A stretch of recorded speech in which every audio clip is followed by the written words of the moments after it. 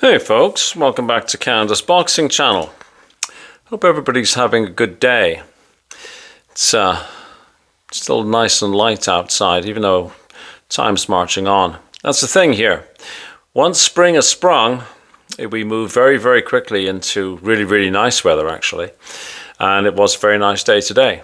Anyhow, you didn't come onto this channel to listen to me talking about the weather. Mike Coppinger is reporting in The Ring magazine, and this has been repeated on, I think, G-Man and certainly Joe Center Boxing.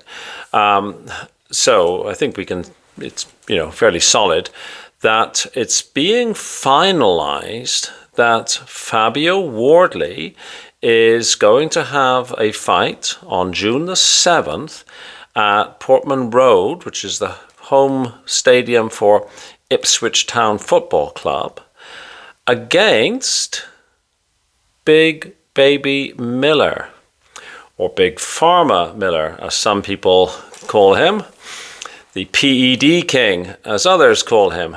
Anyways, that's all in the past, right? So, Big Baby Miller. Now, this is a bit of a surprise. I first saw it, I think, on G-Man's channel, and I thought, I wonder, is there anything to that? And then I went and had a look at the Ring magazine, and I thought, well, yeah, it looks like it's a real story. And the reason I was a bit surprised is there'd been much talk about Fabio Wardley fighting Kubrat Pulev. I think this Big Baby Miller fight is a better fight, personally. Now, of course, beating Big Baby Miller doesn't get him a belt, but Kubrat Pulev wouldn't have come with a real title. I mean, he's the interim champion. I don't know about you, but I'm not really into all these different belts. For me, there's one champion per sanctioning body. Dubois is the champion for the IBF, and Usyk is the champion for the remainder. No disrespect to anybody who's got an interim belt at all. I mean, some very good fighters have interim belts. Joe Parker and Ajit Kabayel, for example. But in my mind, I think of it as just like one champion. And now we've got all these intercontinental and silver and whatnot. So whilst fighting Big Baby Miller doesn't come with a belt attached to it, at least not unless there's a newly manufactured trinket belt I'm not aware of, I do think it's a better fight than going after Kubrat Pulev. Because Kubrat Pulev is 43, maybe 44, whereas Big Baby Miller is, a relative, youth at 36. It's funny, it used to be the case that if a heavyweight went anything past 35, you were essentially saying they were shot, they were done. That was the traditional sort of thing. And, obviously boxers are going on longer now, but they're also having far fewer fights, right? The days of a fighter having, 50, 60, 70, 80 fights are probably over. So let's talk about Big Baby Miller's record. So he's 36.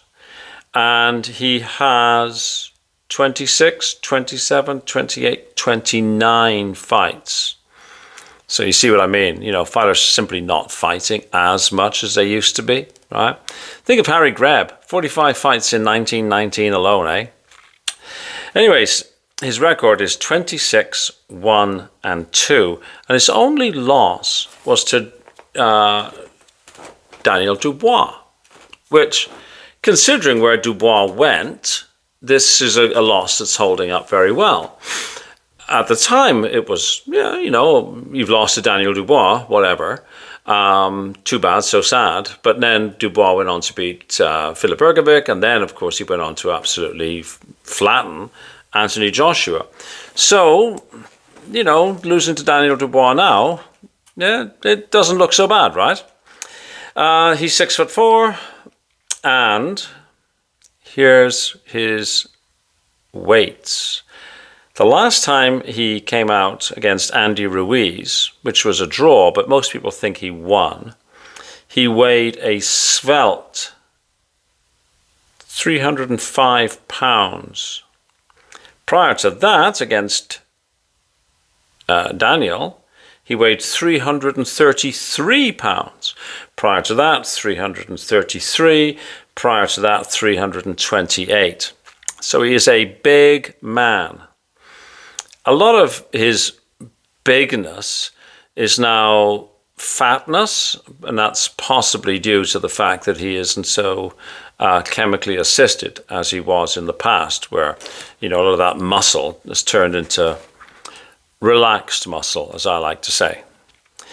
Fabio Wardley, on the other hand, 30 years old, so 6 years his junior. I like Fabio Wardley, as you all know. Fabio Wardley is one of my favorite current fighters. He's 18-0-1, the only draw, of course, against Fraser Clark, who he went the distance with in a really, really, really good fight. And then in the rematch, annihilated in 1 round. Again, funny how it works. He's 6'5", so he's a slightly taller man. In his last outing, which was against Fraser Clark, he weighed 241, before that 243, before that 241, before that 242.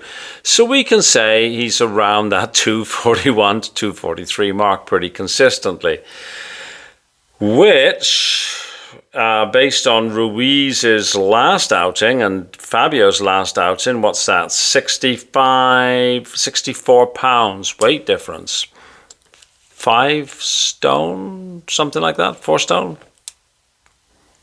42 is 3, yeah, okay. I can't think in stones anymore. I used to think of it, you know. Anyways, you can work it out, right? So basically, he's giving up 64 pounds or so. Now, I would expect that Big Baby Miller would come in below 300. Would he be in around the 280-ish, maybe? 290-ish? Who knows? Maybe Fabio will decide to put on a little bit of beef in order to be, you know, a little bit more resistant to Big Baby Miller. I would always advise against that, but hey, what do I know? I would be, I am, if this fight is finalized, I am excited about it. I would expect Fabio Wardley to win, and it could be a statement win. It could be, you know, if he can stop Big Baby Miller, that would be, you know, you are definitely then, you know, bang on ready, you know. Yeah, I would, but not only would I be cheering, of course I'm going to be cheering for Fabio Wardley. I'm not a big fan of Big Baby Miller for a number of reasons, though I will say he can be funny when he trash talks. And I'm not a guy who likes trash talking, but Big Baby Miller does it well and he is funny. But there's a number of reasons I'm not a big fan of Big Baby Miller. So I would definitely be cheering for Fabio Wardley. And like I say, I would anticipate him winning. So, fingers crossed that fight gets made. That would be a real nice summer treat for us to watch, wouldn't it?